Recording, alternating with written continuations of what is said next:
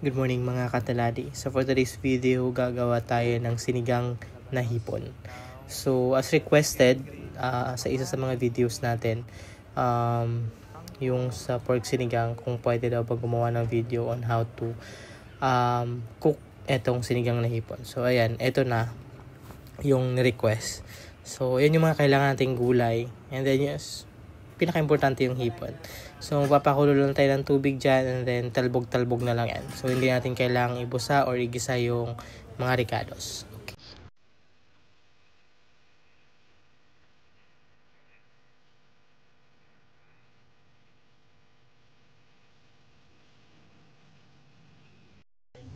Once kumulo na yung pinakulo natin tubig, ilagay na natin yung mga gulay. Labanos, sitaw, kamatis, sibuyas, and then yung siling haba. And then papakuluin lang natin siya, and then saka natin ilagay yung kung medyo malambot na, saka natin ilagay yung kangkong. So unlike paggawa ng pork sinigang, talbog-talbog lang din to.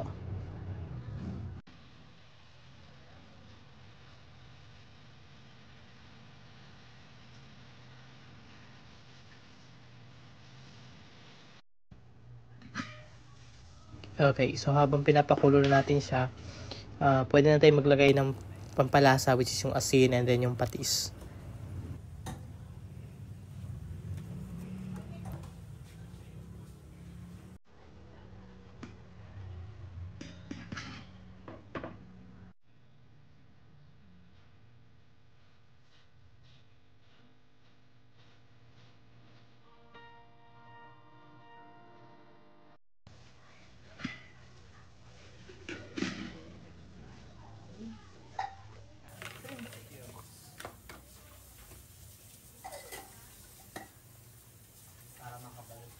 And then maglalagay na rin tayo ng shrimp cubes.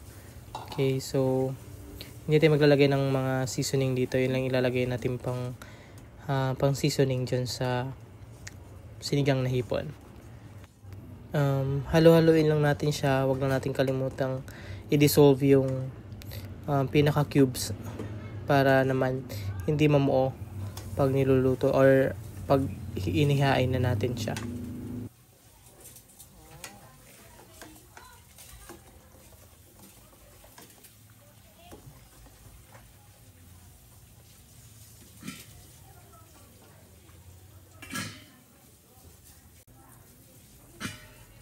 Then pag okay na sa inyo yung lambot ng labanos, lambot ng sitaw, yung mga gulay, pwede na kayo maglagay ng kangkong, and then ilagay na din yung sinigang mix. So kung meron kang available na sampalok na fresh or ng kamyas na fresh, pwede din yon. Masarap din kasi ilagay yun kasi fresh.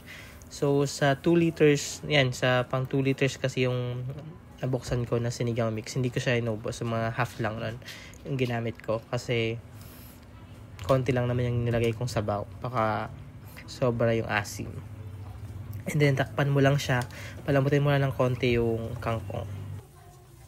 Anyway, so ito yung isa sa mga sinigang na hindi mo na kailangan ng mantika kasi tatalbog-talbog mo lang yung mga gulay once kumulo yung tubig. Though yung sa pork naman kasi before or kahit hanggang ngayon naman, pwede din naman lutuin siya ng pinapakuluan mo and then tatalbog-talbog mo lang yung mga ricados or yung mga gulay na ipang sasahog mo.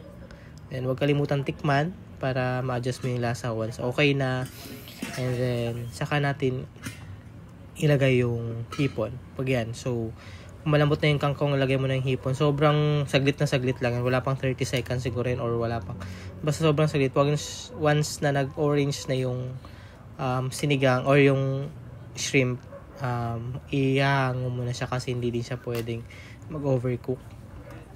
Ayan. So once umukay na yung kulay niyan, pwede nyo na siyang tanggalin sa apoy and then pwede na yan siya i-serve. So anyway, pagpasensya dyan yung boses ko at medyo hindi okay yung pakiramdam ko. So, ayan. Okay na yan. So, pwede nang i-serve. And that's it. It's me, Mar.